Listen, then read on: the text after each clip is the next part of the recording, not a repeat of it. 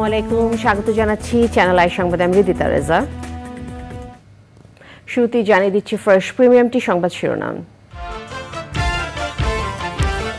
খুলনা বিভাগে তাপমাত্রা 42 ডিগ্রি ছাড়িয়ে অতি তীব্র তাপপ্রবাহে অস্থির জনজীবন। স্কুল, কলেজ ও মাদ্রাসা 27 এপ্রিল পর্যন্ত বন্ধ ঘোষণা। ফরিদপুরে মন্দিরে অগ্নিসংযোগের ঘটনায় শ্রমিকদের সম্পৃক্ততার তথ্য মেলেনি জানিয়েছে পুলিশ। একাধিক মামলার প্রস্তুতি। লেখাপড়ার পাশাপাশি খেলাধুলা ও সংস্কৃতি চর্চায় গড়ে উঠবে আগামী প্রজন্ম, বললেন প্রধানমন্ত্রী। প্রতি উপজেলায় মিনি স্টেডিয়াম করার ঘোষণা। বাংলাদেশের সঙ্গে ক্রিকেট ও বাণিজ্যিক খাতের সম্পর্ক বাড়াতে চায় অ্যান্টিগা ও বারবুডা। ঔষধ ও কৃষি খাতে বিনিয়োগের প্রস্তাব। এবং জাতীয় পতাকার অন্যতম নকশাকার শিব নারায়ণ দাসের প্রতি সর্বস্তরে শ্রদ্ধা। সন্ধানীতে চোখ, বঙ্গবন্ধু মেডিকেল বিশ্ববিদ্যালয়ে দেহদান। এছাড়াও নিটল ডাটা বিশেষ সংবাদ যা থাকছে।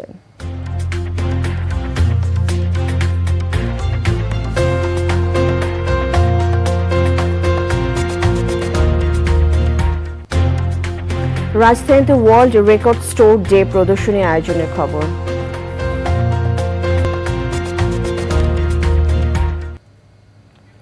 সংবাদ শিরোনামগুলো জানাচ্ছিলাম। এখনকার এই সংবাদ আয়োজন একই সঙ্গে চ্যানেলের ইউটিউব চ্যানেল এবং চ্যানেলের ওটিটি প্ল্যাটফর্ম আই স্ক্রিনে লাইভ স্ট্রিম হচ্ছে। এবারে বিস্তারিত। 10 বছরের ব্যবধানে দেশের তাপমাত্রা 42 ডিগ্রি ছাড়িয়ে অতি তীব্র তাপপ্রবাহে আক্রান্ত খুলনা বিভাগ। অস্বস্তিকর গরমে অস্থির জনজীবন। শনিবার চলতি মৌসুমের সর্বোচ্চ তাপমাত্রা যশোরে 42.6 ডিগ্রি সেলসিয়াস এবং চুয়াডাঙ্গায় 42.3 ডিগ্রি রেকর্ড করা হয়। তাপমাত্রা আরও বাড়তে পারে এই আশঙ্কায় শুক্রবার সন্ধ্যা থেকে সোমবার পর্যন্ত 72 ঘন্টার সতর্কতা জারি করেছে আবহাওয়া অধিদপ্তর। জানাতুল বাকিয়া কেকার রিপোর্ট। বছরের অন্যতম উষ্ণ মাস এপ্রিল। স্বাভাবিকের চেয়ে দিনের তাপমাত্রা 3 থেকে 5 ডিগ্রি সেলসিয়াস বেশি থাকছে। রাতের তাপমাত্রাও থাকছে কয়েক ডিগ্রি বেশি। পরপর কয়েকদিন দেশের সর্বোচ্চ তাপমাত্রা রেকর্ড করা হয় চুয়াডাঙ্গায়। শুক্রবার চুয়াডাঙ্গাতে এই মৌসুমের সর্বোচ্চ তাপমাত্রা 41 ডিগ্রি ছাড়িয়ে 41.5 ডিগ্রি সেলসিয়াস রেকর্ড করা হয়। শনিবার তাপমাত্রা আরও বেড়ে যশোরে হয় 42.6 এবং চুয়াডাঙ্গায় 42.3 ডিগ্রি সেলসিয়াস। 10 বছর আগে সর্বশেষ 2014 সালের 21 মে দেশের সর্বোচ্চ তাপমাত্রা 43.2 ডিগ্রি সেলসিয়াস রেকর্ড করা হয়েছিল এই চুয়াডাঙ্গাতেই।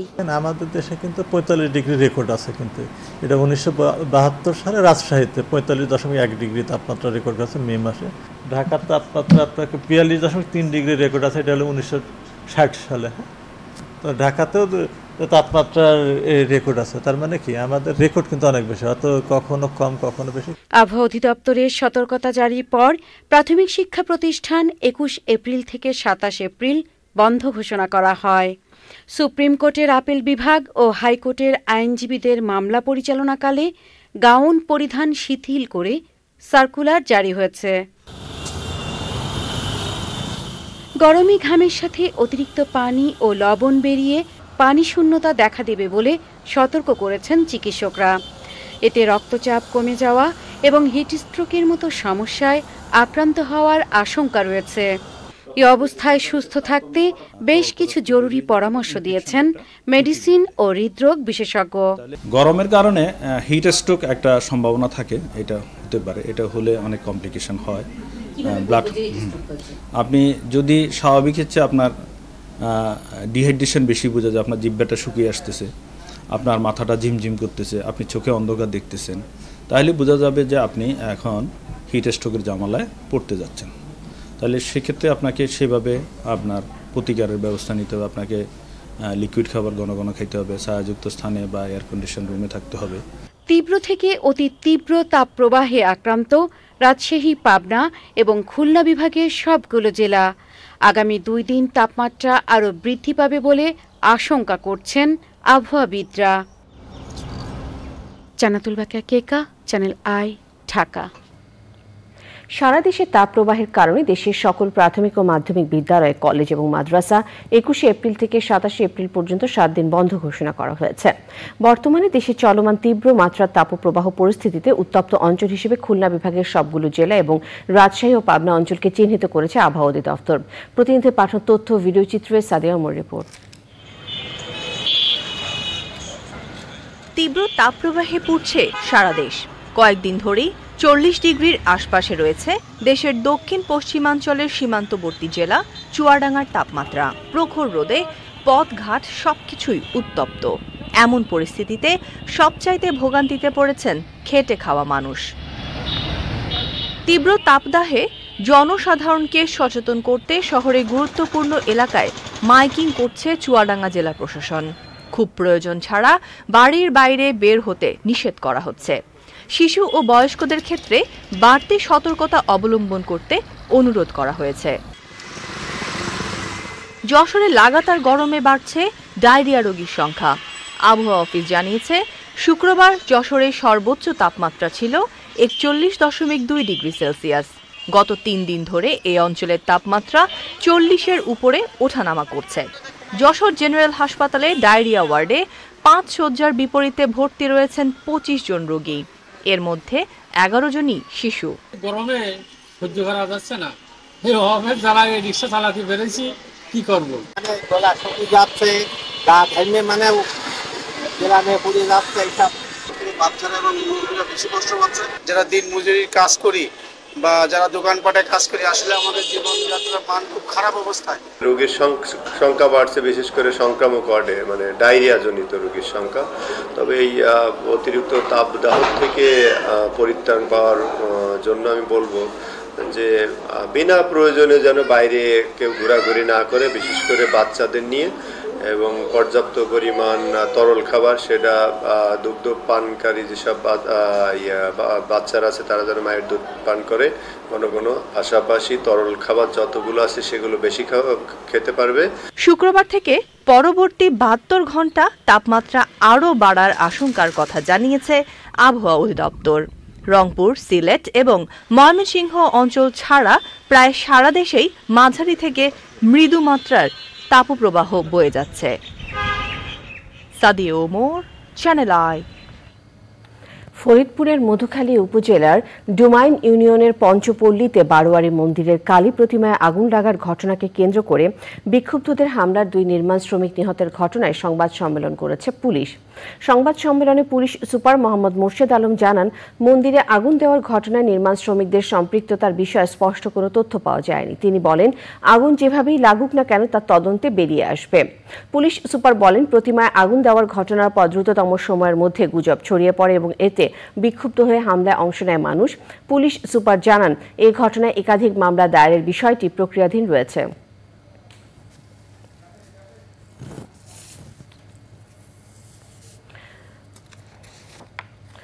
গণমাধ্যমে প্রকাশিত সংবাদের বিষয়ে অবশেষে মুখ খুললেন পুলিশের সাবেক মহাপরিদর্শক বেনজির আহমেদ। সামাজিক যোগাযোগ মাধ্যম ফেসবুকে ভিডিও বার্তায় তিনি বলেন, একটি বিশেষ গোষ্ঠী কেবলমাত্র চরিত্র হননের জন্য বিকৃত সংবাদ পরিবেশন করে জনমনে সন্দেহ তৈরি করেছে।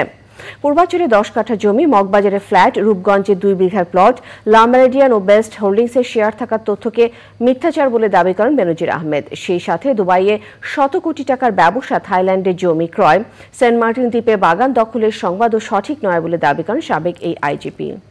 ঢাকা এবং ঢাকার বাইরে আমার এবং আমার পরিবারের যে সম্পত্তির কথা উল্লেখ আছে সেগুলো সম্পূর্ণ মিথ্যা। প্রতিবেদন মোতাবেক ঢাকার কাছেই বিঘার পর বিঘা আমাদের এবং আমার পরিবারের আমার কোনো জমি জমা নেই। পূর্বাচলে 40 কাঠা জমির উপরে ডুপ্লেক্স বাড়ি নেই। পূর্বাচলের কথিত ডুপ্লেক্স বাড়ির পাশে একই জায়গায় 10 বিঘা জমি না। আমার অবসরের পরে আমাকে দুর্নীতিবাজ প্রমাণের অপচেষ্টা অত্যন্ত হতাশাব্যঞ্জক এবং দুঃখজনক।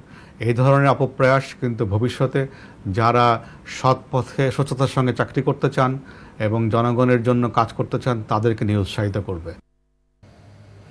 সবচেয়ে মর্যাদাপূর্ণ বৈঠকে বাংলাদেশের যথাযথ প্রতিনিধিত্ব ছাড়াই শেষ হল বিশ্বব্যাংক গ্রুপের বসন্তকালীন বৈঠক।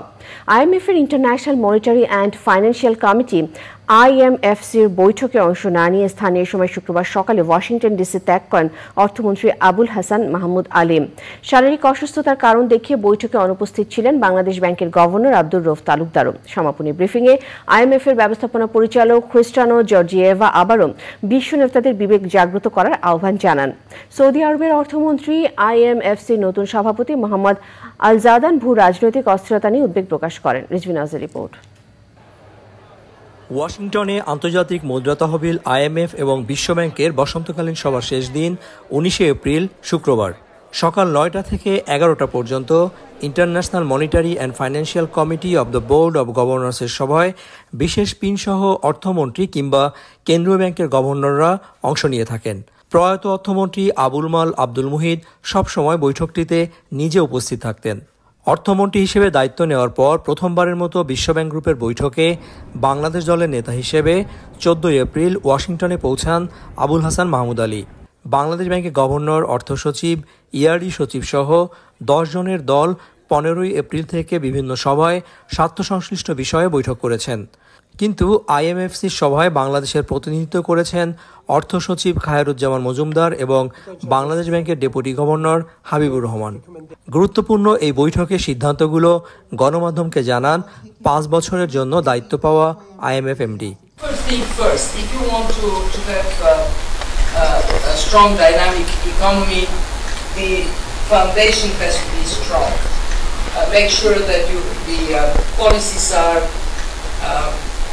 Robust, that tax policies are in place, fiscal policies are in place, starting from good taxation, preferably one that allows the wealthier part of the population to pay their dues. International monetary and financial committee আইএমএফসির নতুন সভাপতি Saudi আরবের অর্থমন্ত্রী মোহাম্মদ আল জাদান কথা বলেন মধ্যপ্রাচ্যের অস্থিরতা নিয়ে।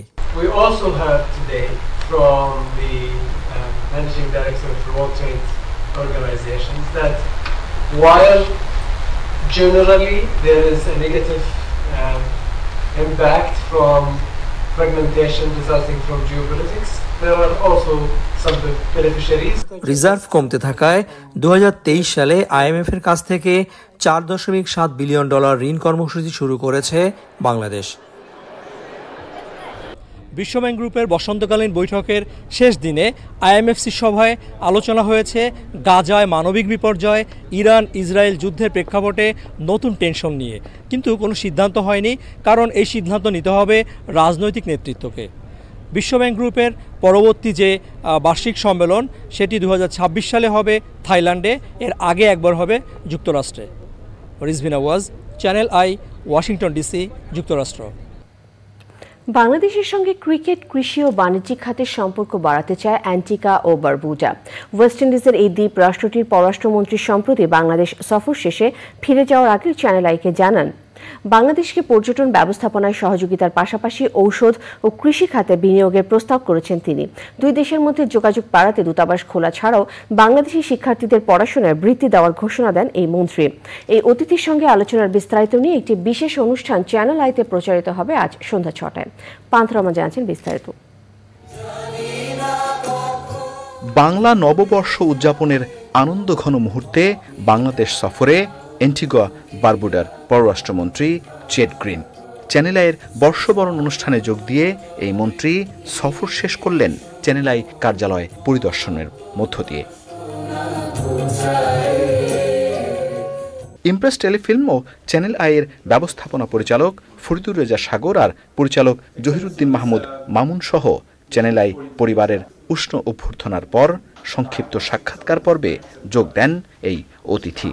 জানান, সফর অনানুষ্ঠানিক হলেও পররাষ্ট্রমন্ত্রী ও বাণিজ্য প্রতিমন্ত্রীর সঙ্গে তার বৈঠকের কথা।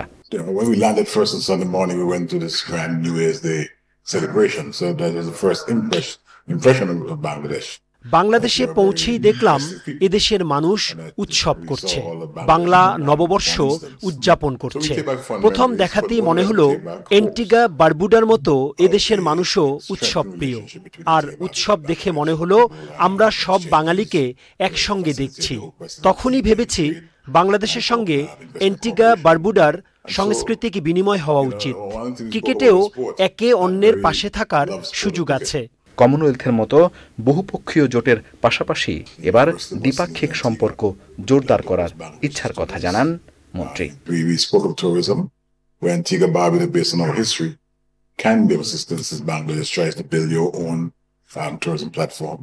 বাংলাদেশের পররাষ্ট্রমন্ত্রী ও বাণিজ্য প্রতিমন্ত্রীর সঙ্গে বৈঠকে বেশ কিছু পরিকল্পনা নিয়ে কথা হয়েছে।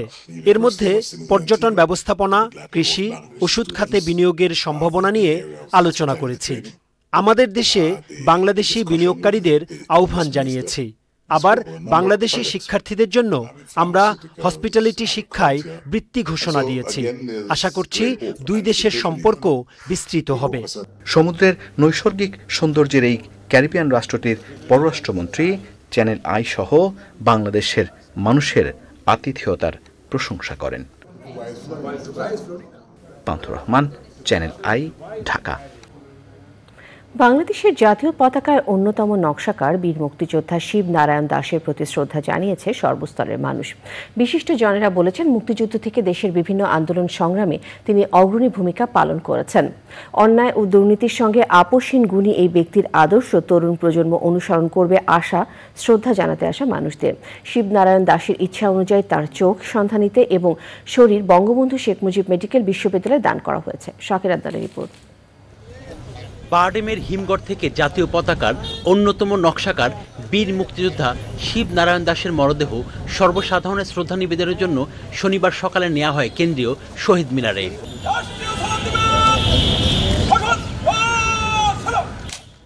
মহান মুক্তিযুদ্ধের উত্তাল সময়ে বাংলাদেশের মানচিত্র খচিত যে পতাকা উত্তোলিত হয়েছিল, সেই পতাকার অন্যতম নকশাকার শিব নারায়ণ দাসের প্রতি ঢাকা জেলা প্রশাসনের পক্ষ থেকে রাষ্ট্রীয় সম্মাননা জানানো হয়।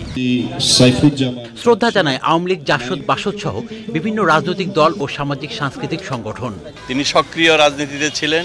কুমিল্লাতে তিনি ছাত্রলীগের সাথে ঘনিষ্ঠভাবে জড়িত ছিলেন। আমি বলবো বিভিন্ন আন্দোলন সংগ্রাম এবং সর্বোপরি মুক্তিযুদ্ধ সংগঠনেও ভূমিকা রেখেছেন ছাত্র হিসাবে।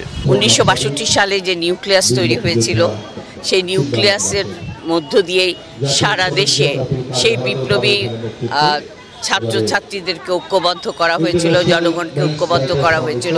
সেই লড়াই সংগ্রামের সঙ্গে তিনি ওতপ্রোতভাবে জড়িত ছিলেন। জীবনের ঝুঁকি নিয়ে, সমস্ত শাস্তির ঝুঁকি নিয়ে শিবনারায়ণ দাস, আমাদের শ্রদ্ধেয় শিবুদা যে কাজ করেছিলেন, তার জন্য আমরা তাকে অভিবাদন জানাই এবং তিনি আমাদের মুক্তিযুদ্ধের ইতিহাসে চিরস্মরণীয় হয়ে থাকবেন। সকলের ভাগ্যে এই সম্মান জোটে না। আপনি হাজার হাজার কোটি টাকার মালিক হতে পারেন, আপনি বহু ক্ষমতাধর ব্যক্তি হতে পারেন, কিন্তু এখানে সম্মান পাওয়ার যোগ্যতা আপনার নাও হতে পারে। প্রচার বিমুখ গুণী এই মানুষটির আদর্শ তরুণ প্রজন্মের জন্য পাথেয় হয়ে থাকবে বলে মনে করেন পরিবারের সদস্যরা। দেশের জন্য আপনি কোনো কাজ করবেন, সেখানে তো আপনার ক্রেডিট নেওয়ার কিছু নেই, তো অভিমানী বলে কিছু নেই। আমার বাবা কোনো সময় অভিমানী ছিলেন না। আমার বাবা একজন, হ্যাঁ আপনি বলতে পারেন যে না, উনি প্রচার বিমুখ ছিলেন। উনি প্রচারে প্রসার একটা কথা যে আছে, এই কথাটাতে উনি বিশ্বাস করতেন না। চলে গেল, দেহটাও দান করে গেল, চক্ষু দান করে গেছে। বলছে আমারে কুসংস্কারে ফেলে দিও না, আমাকে চক্ষু দান করে দাও, দিয়ে দিও। আমি মরে গেলে যেন আমার দেহটাকে নিয়ে কোনো কিছু না করে তাকে দান করে দিও। আমি সেইভাবেই কত কাজ করেছি। শুক্রবার সকালে বঙ্গবন্ধু শেখ মুজিব মেডিকেল বিশ্ববিদ্যালয় হাসপাতালে বীর মুক্তিযোদ্ধা শিব নারায়ণ দাস শেষ নিঃশ্বাস ত্যাগ করেন। কেন্দ্রীয় শহীদ মিনারে শ্রদ্ধা নিবেদন শেষে তার মরদেহ নিয়ে যাওয়া হয় কুমিল্লার টাউন হলে। সেখানে তার প্রতি আরেক দফা শ্রদ্ধা নিবেদন করেন সব স্তরের মানুষ। Shakir Abdan, Channel I. লেখাপড়ার পাশাপাশি খেলাধুলা ও সাংস্কৃতিক চর্চার মাধ্যমে আগামী প্রজন্ম নিজেদের গড়ে তুলবে বলে প্রত্যাশা করেছেন প্রধানমন্ত্রী শেখ হাসিনা। বঙ্গবন্ধু গোল্ড কাপ প্রাথমিক বিদ্যালয় ফুটবল টুর্নামেন্ট 2023 ও বঙ্গমাতা শেখ ফজিলাতুন্নেসা মুজিব গোল্ড কাপ প্রাথমিক বিদ্যালয় ফুটবল টুর্নামেন্ট 2023-এর ফাইনাল খেলা ও পুরস্কার বিতরণী অনুষ্ঠানে প্রধানমন্ত্রী বলেন, খেলাধুলার বিকাশের জন্য প্রত্যেকটি উপজেলা মিনি স্টেডিয়াম গড়ে তোলা হবে। Niladri Shekhar report.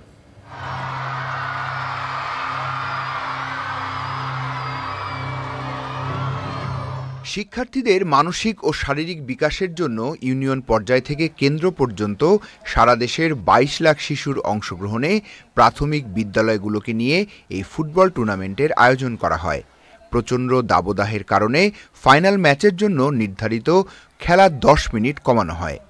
Bangamata Sheikh Fazilatunnesa Mujib gold cup প্রাথমিক বিদ্যালয় ফুটবল টুর্নামেন্টের ফাইনালে প্রতিদ্বন্দ্বিতাপূর্ণ খেলায় চ্যাম্পিয়ন হয়েছে টেপুরগাড়ি বিকে সরকারি প্রাথমিক বিদ্যালয়।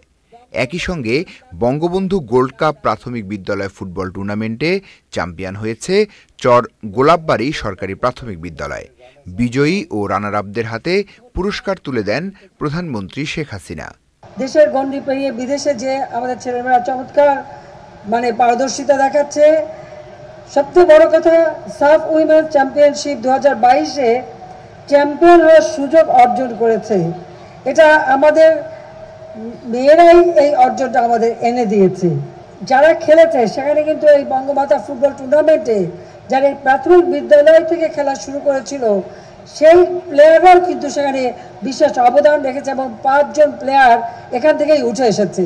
কাজে আমাদের জন্য ভবিষ্যতের জন্য একটা বিরাট সম্ভাবনা রয়ে গেছে। সেই সাথে বলবো, আমরা সমস্ত উপজেলায় একটা করে মিনি স্টেডিয়াম করে দিচ্ছি, যাতে সব সময় সব স্কুল, শুধু স্কুলের মাঠ না, প্রত্যেকটা উপজেলায় খেলাধুলার জন্য একটা সুযোগ সৃষ্টি হয়। শিশুদের সুস্থ জীবন গড়ে তুলতে খেলাধুলার প্রয়োজনীয়তার কথা তুলে ধরেন সরকার প্রধান। আমি চাই আমাদের ছেলেমেয়েরা লেখাপড়ার পাশাপাশি খেলাধুলা, শরীর চর্চা, সাংস্কৃতিক চর্চার মধ্য দিয়ে নিজেদেরকে উপযুক্ত নাগরিক হিসেবে গড়ে তুলবে, সেটাই আমি চাই। আমাদের খেলাধুলায় আমাদের ছেলেমেয়েরা যেন আরও বেশি আগ্রহ হয়, আরও বেশি আগ্রহী হয়ে অংশগ্রহণ করে। আমাদের দেশীয় খেলাগুলিকেও সমানভাবে সুযোগ দিতে হবে, কারণ দেশীয় খেলাগুলির মধ্য দিয়েই আমাদের ছেলে মেয়েদের আরও মেধা বিকাশের সুযোগ হবে। এই গরমে যারা খেলেছে তাদের যেন কোনো ধরনের সমস্যা না হয়, আয়োজকদের সেদিকে খেয়াল রাখার নির্দেশ দেন প্রধানমন্ত্রী শেখ হাসিনা। Niladri Shekhar, Channel I, Dhaka. দেশের অনুমোদনহীন নিউজ পোর্টালগুলো শিগগিরই বন্ধ করে দেওয়া হবে উল্লেখ করে তথ্য ও সম্প্রচার প্রতিমন্ত্রী মোহাম্মদ এ আরাফাত জানিয়েছেন, সামাজিক যোগাযোগ মাধ্যমে মিথ্যা তথ্য বন্ধে নীতিমালা প্রণয়নের পরিকল্পনা করছে সরকার। ঢাকা রিপোর্টার্স ইউনিটি আয়োজিত মিট দ্য রিপোর্টার্স কথা জানান তিনি। সাংবাদিকদের জন্য ইতিবাচক পরিবেশ নিশ্চিত করার কথা জানিয়ে এই সময় প্রতিমন্ত্রী বলেন, সরকার অবাধ তথ্য প্রবাহে বিশ্বাস করেন, তবে গণমাধ্যমকে সুশৃঙ্খল করা জরুরি বলে মনে করেন তথ্য প্রতিমন্ত্রী। ডিআরইউ সভাপতি সৈয়দ শুকুর আলী শুভ সভাপতিত্বে এই সময় সাংবাদিক নেতারা উপস্থিত ছিলেন। জনগণের জানার অধিকার আছে এমন সব তথ্য সাংবাদিকদের জন্য নিশ্চিত করতে কাজ করা হচ্ছে বলেও জানান তিনি। তথ্যের অবাধ প্রবাহ না থাকলে অপরাধ হওয়ার সুযোগ থাকে বলে এই সময় তুলে ধরেন তথ্য ও সম্প্রচার প্রতিমন্ত্রী। তথ্যের অবাধ প্রবাহ নিশ্চিত করা এবং অপপ্রচার অপতথ্য রোধে গণমাধ্যম কর্মীদের সহযোগিতা চেয়েছেন তিনি। তথ্যের অবাধ প্রবাহ এবং গঠনমূলক সমালোচনা যেমন গণতন্ত্রের জন্য, একটি দেশ এবং সমাজে এগিয়ে যাওয়ার জন্য অপরিহার্য, একইভাবে তথ্যের বিপরীতে অপতথ্য সমাজকে ধ্বংসের দ্বার প্রান্তে নিয়ে যায় এবং যখন সমাজ ধ্বংস হবে তখন আমি, আপনি, আমরা কেউ কিন্তু এখান থেকে রেহাই পাব না। যে কারণে আমাদের সম্মিলিতভাবে একটি দায় আছে কিভাবে আমরা অপতথ্যকে রোধ করতে পারি এবং কিভাবে আমরা তথ্যের অবাধ প্রবাহকে আরো সুনিশ্চিত করতে পারি। সামাজিক যোগাযোগ মাধ্যমের তো যেহেতু কোনো নীতিমালা জবাবদিহিতার বিষয়টি নয়, যার ফলে এখানে আরো বেশি অপতথ্যের বিস্তার এবং বিস্তৃতি ঘটছে। সেইখানে আমরা একটা নীতিমালার আওতায় আনার চেষ্টা করছি, একটা কাঠামো তৈরি করার কথা ভাবছি। শিল্পের প্রয়োজনে শিক্ষা রূপান্তর রূপকল্প 2041 অর্জনে প্রকৌশলী দৃষ্টিভঙ্গি শীর্ষক জাতীয় সিম্পোজিয়ামে বক্তারা বলেছেন, চতুর্থ ও পরবর্তী শিল্প বিপ্লবের প্রেক্ষাপটে টেকসই উন্নয়নে অবদান রাখার জন্য প্রকৌশল শিক্ষাকে শিল্পের বহুমাত্রিক সমস্যা সমাধানের প্রয়োজনীয় দক্ষতা প্রদান করতে হবে। সিম্পোজিয়ামে বক্তারা পাঠ্যক্রম ও কর্মক্ষেত্রে স্নাতকদের দক্ষতার ফারাক কিভাবে কমানো যায় তা নিয়ে আলোচনা করেন। বক্তারা আশা প্রকাশ করেন, এই ধরনের উদ্যোগ ভবিষ্যতে প্রকৌশলীদের প্রতিযোগিতামূলক বিশ্ববাজারের উপযুক্ত দক্ষতা অর্জন করতে, টেকসই উন্নয়নে অবদান রাখতে এবং বিদেশি বিনিয়োগ ও দক্ষ পেশাদারদের মাধ্যমে জাতীয় অর্থনীতিকে চাঙ্গা করতে সক্ষম হবে। Board of accreditation for engineering and technical education bait আয়োজিত কর্মশালায় প্রধান অতিথি ছিলেন শিক্ষামন্ত্রী মহিবুল হাসান চৌধুরী এমপি। সভাপতিত্ব করেন বেইটের chairman professor doctor engineer AFM Saiful Amin. উপস্থিত ছিলেন ইঞ্জিনিয়ার্স ইনস্টিটিউশন বাংলাদেশের সভাপতি ইঞ্জিনিয়ার মোহাম্মদ আব্দুস সবুর এমপি, বাংলাদেশ বিশ্ববিদ্যালয় মঞ্জুরি কমিশনের ভারপ্রাপ্ত chairman professor doctor Mohammad Alamgir, বেইটের সদস্য সচিব প্রফেসর ইঞ্জিনিয়ার কাজী বায়েজিদ কবির এবং অন্যরা। দিনব্যাপী কর্মসূচিতে 4টি প্রবন্ধ উপস্থাপন করা হয়। কুমিল্লার মুরাদনগর উপজেলার রামচন্দ্রপুরের 1995 সালে প্রতিষ্ঠিত অধ্যাপক আব্দুল মজিদ কলেজের 25 বছর পূর্তিতে রজত জয়ন্তী উৎসব হয়েছে। রজত জয়ন্তী উৎসব উদযাপন কমিটি আহ্বায়ক প্রথম ব্যাচের ভূমি রেকর্ড ও জরিপ অধিদপ্তরের উপপরিচালক মোহাম্মদ আবদুল্লাহ আল মাহমুদ জামানের সভাপতিত্বে প্রধান অতিথি ছিলেন কুমিল্লা 3 আসনের সংসদ সদস্য আলহাজ জাহাঙ্গীর আলম সরকার। এছাড়াও সেখানে উপস্থিত ছিলেন কলেজের প্রতিষ্ঠাতা ও কুমিল্লা 2 আসনের সংসদ সদস্য অধ্যক্ষ মোহাম্মদ আব্দুল মজিদ, রাষ্ট্রপতির প্রেস সচিব মোহাম্মদ জয়নাল আবেদিন, ঢাকা মেট্রোপলিটনের অতিরিক্ত পুলিশ কমিশনার মোহাম্মদ হারুনুর রশিদ এবং অন্যরা। 1995 সালে কলেজ প্রতিষ্ঠার পর থেকে যে শিক্ষক ও শিক্ষার্থীরা মৃত্যুবরণ করেছেন তাদের স্মরণে শোক প্রস্তাব ও 1 মিনিট নীরবতা পালন করা হয়। রজত জয়ন্তী উপলক্ষে সেভেনিয়ার ম্যাগাজিনের মোড়ক উন্মোচন করা হয়। পরে র্যাফেল ড্র পুরস্কার বিতরণ এবং সাংস্কৃতিক অনুষ্ঠানের মধ্য দিয়ে উৎসবের সমাপ্তি হয়। ইসরায়েলি বাহিনী অব্যাহত বিমান হামলায় গাজার রাফা অঞ্চলে 10 জন নিহত ও নুসেরাত শরণার্থী শিবিরে বেশ কয়েকজন আহত হয়েছে। তুরস্কের প্রেসিডেন্ট রিসেপ তাইয়েপ এরদোয়ানের সঙ্গে দেখা করেছেন ফিলিস্তিনি স্বাধীনতাকামী সংগঠন হামাস নেতা ইসমাইল হানিয়া। ইরানে ইসরায়েলি হামলার পর মধ্যপ্রাচ্যে উত্তেজনার মধ্যে গাজায় নতুন করে ইসরায়েলি হামলার আশঙ্কা করা হচ্ছে। প্যালেস্টাইনকে আনুষ্ঠানিকভাবে রাষ্ট্র হিসেবে স্বীকৃতি দিয়েছে বার্বাডোস। তাফিমুল ইসলাম সুজনের রিপোর্ট।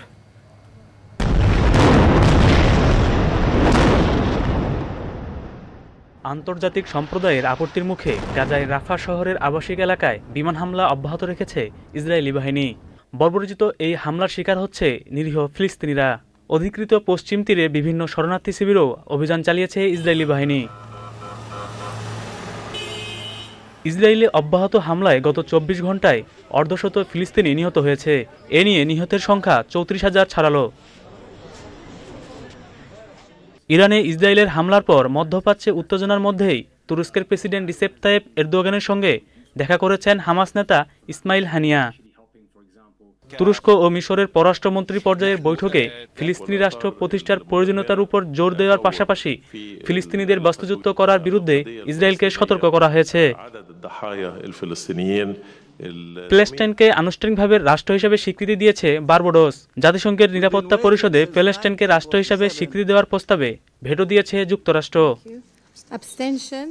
অবরুদ্ধ গাজা উপত্যকায় গণহত্যা এবং আন্তর্জাতিক আইনের লঙ্ঘনের অভিযোগে ইসরায়েলের প্রধানমন্ত্রী বেনিয়ামিন নেতানিয়াহু সহ বেশ কয়েকজন রাজনৈতিক ও সামরিক নেতার বিরুদ্ধে গ্রেফতারি পরোয়ানা জারির পথে রয়েছে বলে জানিয়েছে জাতিসংঘের আন্তর্জাতিক অপরাধ আদালত। তাফিমুল ইসলাম সুজন, চ্যানেল আই। আইস্ক্রিন সাংস্কৃতিক সংবাদ।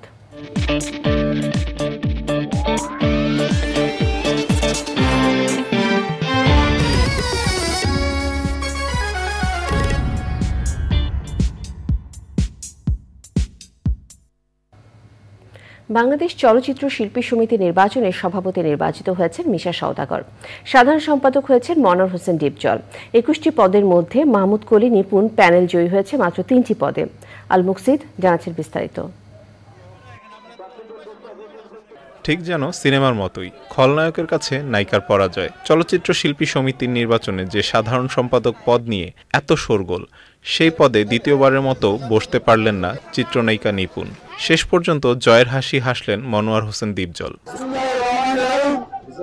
শুক্রবার রাতভর ভোট গণনা শেষে শনিবার সকালে ফলাফল ঘোষণা করেন প্রধান নির্বাচন কমিশনার খোরশেদ আলম খসরু। 256 ভোট পেয়ে বাংলাদেশ চলচ্চিত্র শিল্পী সমিতির 2024 থেকে 2026 মেয়াদী কমিটিতে সভাপতি নির্বাচিত হন অভিনেতা মিশা সওদাগর। মাত্র 16 ভোটের ব্যবধানে এবারের কমিটিতে সাধারণ সম্পাদক পদে জয় পেয়েছেন ঢাকাই সিনেমার আলোচিত খলনায়ক মনোয়ার হোসেন ডিপজল।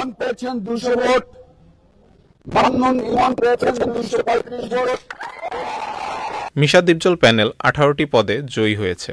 এর মধ্যে সহসভাপতি হয়েছেন চিত্রনায়ক রুবেল ও ডিএ তায়েব। সাংগঠনিক সম্পাদক হয়েছেন জয় চৌধুরী। মাহমুদ কলি ও নিপুণ প্যানেলে 3টি পদে জয় পেয়েছেন। Al Muksid, Channel I, Dhaka. নিটল টাটা বিশেষ সংবাদ।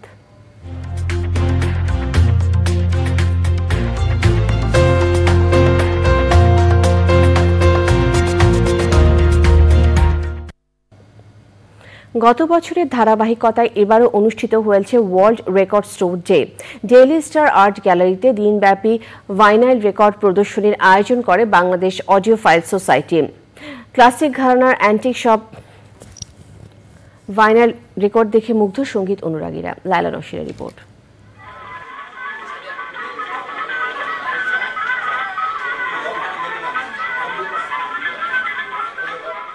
এডিশন ফোনোগ্রাফে বাজছে প্রায় ১৫০ বছর আগে রেকর্ড করা সঙ্গীত। প্রায় ২০ বছর আগে মার্কিন যুক্তরাষ্ট্র থেকে এই অ্যান্টিক ফোনোগ্রাফটি সংগ্রহ করেন সৈয়দ আব্দুল কাবি। বাংলাদেশ অডিওফাইল সোসাইটি আয়োজিত রেকর্ড স্টোর ডে প্রদর্শনীর অন্যতম আকর্ষণ ১৫০ বছরের পুরনো এই ফোনোগ্রাফ।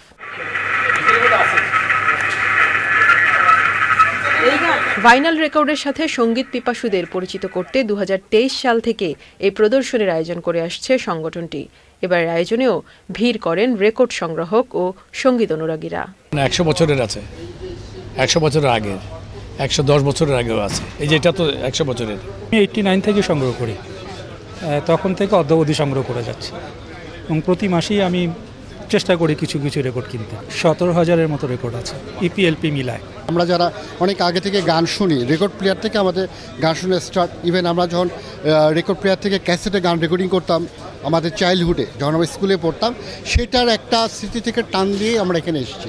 প্রদর্শনের উদ্বোধনী আয়োজনে বাংলাদেশের সঙ্গীতের বিবর্তন ও বর্তমান সঙ্গীতের মান নিয়ে আলোচনা করেন বিশিষ্ট সঙ্গীত শিল্পী ও আয়োজকরা।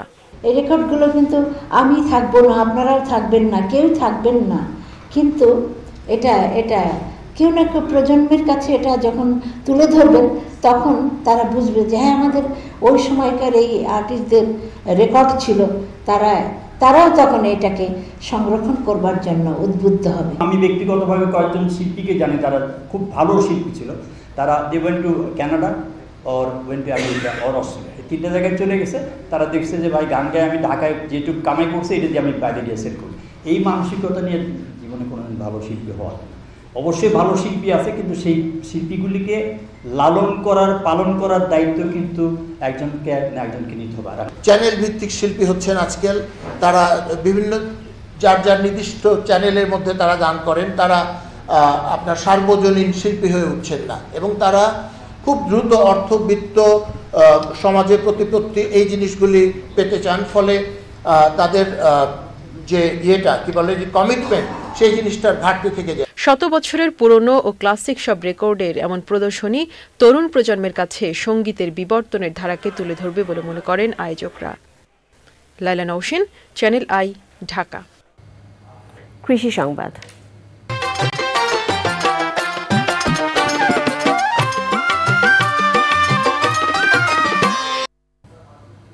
পার্বত্য অঞ্চলে নয়, এবার নরসিংদীর সমতল ভূমিতে ব্যাপক সম্ভাবনাময় কফি চাষ হয়েছে। প্রথমবারই পরীক্ষামূলক চাষাবাদে কাঙ্ক্ষিত ফলনে খুশি চাষি এবং কৃষি বিভাগ। নরসিংদী থেকে সুমন রায়ের রিপোর্ট। কফির আমদানি নির্ভরতা কমাতে সমতল ভূমিতে কফি চাষের উদ্যোগ নিয়েছে জেলা কৃষি সম্প্রসারণ অধিদপ্তর। এই প্রেক্ষিতে 2021 সালে নরসিংদীর বেলাবো উপজেলার নীলক্ষিয়া গ্রামের সালাউদ্দিন মোল্লা তার 1 বিঘা জমিতে 140টি পরীক্ষামূলক কফির চারা রোপণ করেন। দ্বিতীয় বছরে কফির ব্যাপক ফলনে আশাবাদী হয়ে উঠেছেন চাষি। ফলন মনে করি 15 থেকে 20 কেজি বিন পাওয়া যাবে।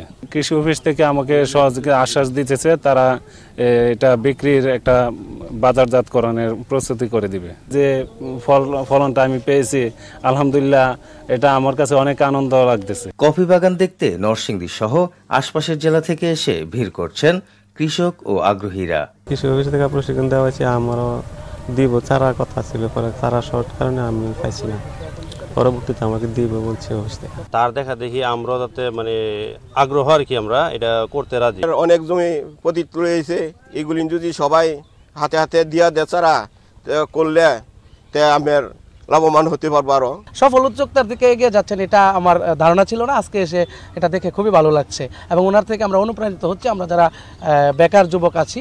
কৃষি বিভাগ বলছে পরীক্ষামূলক চাষাবাদে সাফল্য আসলেও বীজ সংগ্রহ ও বাজারজাতের যথাযথ ব্যবস্থা করা গেলেই লাভবান হতে পারবেন চাষি। আমাদের যে সমস্ত টেকনোলজি দরকার বা যে সমস্ত মেশিনারিজ দরকার, আমাদের কৃষক পর্যায়ে সেগুলো নেই।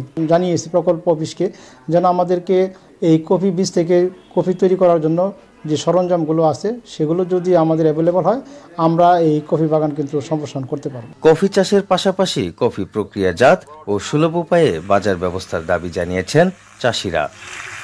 নরসিংদী থেকে সুমন রায়, চ্যানেল আই। এখন দেখবেন প্রকৃতির সংবাদ।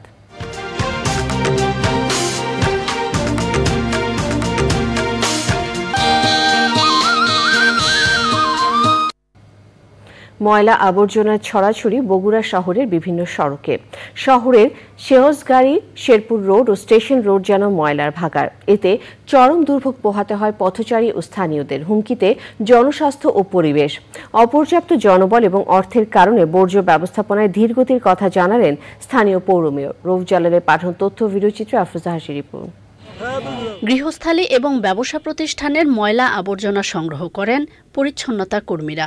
এসব বর্জ্য রাখা হয় সেউজগাড়ি এলাকা, স্টেশন রোড এবং শেরপুর রোডের নির্ধারিত ডাস্টবিনে।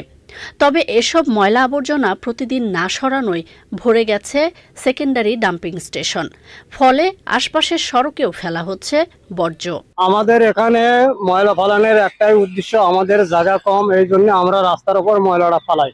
এখানকার মাল ডেলি ওঠে না, 2-1 দিন পর পর এরা মালটা তুলে নিয়ে যায়, এই জন্য আমাদের এখানে ডাস্টবিনের অসুবিধা। এসব সড়কে চলাচলে ভোগান্তিতে পড়েন পথচারী এবং স্থানীয়রা। বন্দর ঠেলায় আমাদের জীবন মনে করেন অসুখ বিসুখ লাগেই আছে। ময়লা আবর্জনা, পরিবেশ ক্ষতি, সবকিছুর ক্ষতি হইতেছে, আমাদের যাতায়াতে অনেক বিঘ্ন করতে আছে। আমরা চাই যাতে এই ময়লা বাগাটা এই জায়গা থেকে অন্য কোথাও সরিয়ে নেওয়ার জন্য। মানানসই না, আর সাধারণ মানুষ অসুস্থ হয় পরিচিত এই অবস্থায় থাকলে। এই পাশে ডাস্টবিন থাকতেও মনে করেন, এই পাশে মনে করেন রাস্তার এই পাশেও ফালায় ময়লা। দুই পাশে যদি ময়লা ফালায় তাহলে মানুষজন কিভাবে যাওয়া আসা করবে? নিঃশ্বাস নেওয়া যায় না, বমি হয়, এমনও হয় যে বমি হয়ে যায় আমাদের। ময়লা আবর্জনার দুর্গন্ধ বাতাসে ছড়িয়ে পড়ায় জনস্বাস্থ্যের জন্য হুমকি বলছে পরিবেশ অধিদপ্তর। বগুড়া পৌরসভার বিভিন্ন জায়গায় ময়লা আবর্জনা পড়ে আছে, আমরা নিজেরাও দেখেছি, এবং এই ময়লা আবর্জনা বিভিন্ন জায়গায় পড়ে থাকার ফলে জনস্বাস্থ্যের জন্য এটা একটা হুমকি। মেয়র মহোদয়কে চিঠি দিয়েছি, পৌরসভার সাথে যোগাযোগ রক্ষা করে চলেছি, আশা করি শীঘ্রই এর সমাধান হবে। প্রতিদিন বর্জ্য না সরানোর অভিযোগ অস্বীকার করলেও বর্জ্য ব্যবস্থাপনায় সীমাবদ্ধতার কথা জানালেন বগুড়া পৌরসভার মেয়র। আমরা প্রতিদিনই বর্জ্য পরিষ্কার করে থাকি এবং আমাদের নিজস্ব কোনো গাড়ি নেই, মাত্র 2টো গাড়ি। আমরা প্রায় 18-19টি গাড়ি ভাড়া করেছি। প্রতিদিন তারা 4 ট্রিপ করে বর্জ্য ফেলে। এই অর্থ দিয়ে, এই জনসমর্থন দিয়ে, এই জনবল দিয়ে আমাদের এটি করা সম্ভব নয়। এবং ইতিমধ্যে আমাদের একটি এনজিও সংস্থার সাথে আলোচনা হয়েছে যে ডাস্টবিনগুলোকে আধুনিক উপায় কীভাবে আমরা একটা হাইজেনিক অবস্থায় রাখতে পারি। পরিবেশ দূষণ ও জনস্বাস্থ্য রক্ষায় বর্জ্য ব্যবস্থাপনা আধুনিক করার দাবি স্থানীয়। প্রকৃতি ও জীবন ডেস্ক, চ্যানেল আই। জাতিসংঘ জীববৈচিত্র্য সনদের ৫ম সভায় গৃহীত কুনমিক মন্ট্রিয়াল বৈশ্বিক জীববৈচিত্র্য ফ্রেমওয়ার্ক অনুযায়ী বাংলাদেশের লক্ষ্যমাত্রা অর্জনে ঐক্যবদ্ধ উদ্যোগে গুরুত্ব আরোপ করেছেন বিশিষ্টজনেরা। রাজধানী আগারগাঁওতে পরিবেশ অধিদপ্তর আয়োজিত কর্মশালায় বক্তারা বলেন, বাসযোগ্য ধরিত্রী বিনির্মাণে পরিবেশ ও জীববৈচিত্র্য সংরক্ষণের বিকল্প নেই। পরিবেশ অধিদপ্তরের মহাপরিচালক ডক্টর আব্দুল হামিদের সভাপতিত্বে কর্মশালায় বক্তব্য রাখেন পরিবেশ, বন ও জলবায়ু পরিবর্তন মন্ত্রণালয়ের সচিব ডক্টর ফারহিনা খানম সহ অন্যরা। জাতীয় লক্ষ্যমাত্রা অর্জনে তথ্য ঘাটতি কমানোর পাশাপাশি সব পক্ষের ঐক্যবদ্ধ উদ্যোগের আহ্বান জানান বক্তারা। বঙ্গমাতা শেখ ফজিলাতুন্নেসা মুজিব গোল্ড কাপ প্রাথমিক বিদ্যালয় ফুটবল টুর্নামেন্টের ফাইনালে চট্টগ্রাম বিভাগের ব্রাহ্মণবাড়িয়া জেলার বাঞ্ছারামপুর মডেল সরকারি প্রাথমিক বিদ্যালয়কে 3-1 গোলে হারিয়ে চ্যাম্পিয়ন হয়েছে। রংপুর বিভাগের লালমনিরহাট জেলার টেপুরগাড়ি বিকে সরকারি প্রাথমিক বিদ্যালয়। আর বঙ্গবন্ধু গোল্ড কাপ প্রাথমিক বিদ্যালয় ফুটবল টুর্নামেন্টে চ্যাম্পিয়ন হয়েছে ময়মনসিংহ বিভাগের জামালপুর জেলার চর গোলাপবাড়ি সরকারি প্রাথমিক বিদ্যালয়। তানভীর আহমেদের রিপোর্ট। আরেকটি লালমনিরহাটের আক্রমণের চেষ্টা।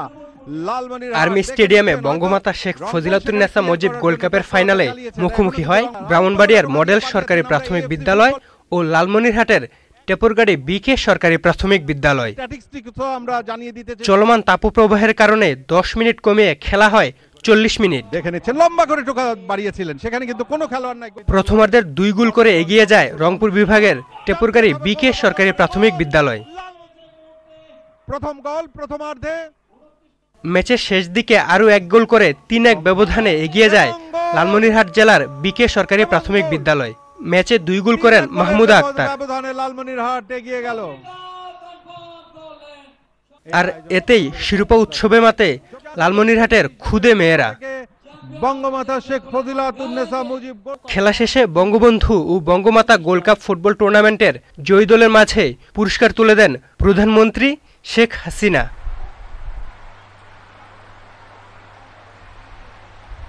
সর্বোচ্চ গোলদাতার পুরস্কার জিতেছেন লালমনিরহাটের মাহমুদা আক্তার। সেরা খেলোয়াড় হয়েছেন Risha Akter.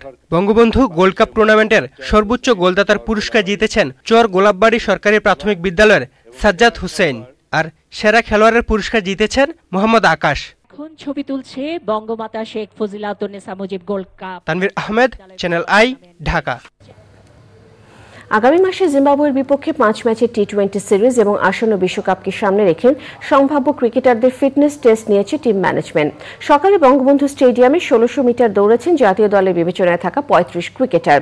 বিসিপির physical performance অ্যাসেসমেন্টের running প্রতিযোগিতায় 2 গ্রুপ থেকে সেরা হয়েছেন 2 পেসার নাহিদ রানা ও তানজিম হাসান শাকিব। সিনিয়র ক্রিকেটার হয়েও তরুণদের সঙ্গে সমান তালে পাল্লা দিয়ে এক গ্রুপে দ্বিতীয় হয়েছেন মুশফিকুর রহিম।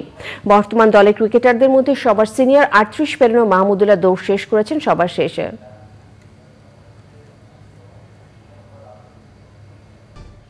শেষ করছি চ্যানেলের সংবাদ। ধন্যবাদ।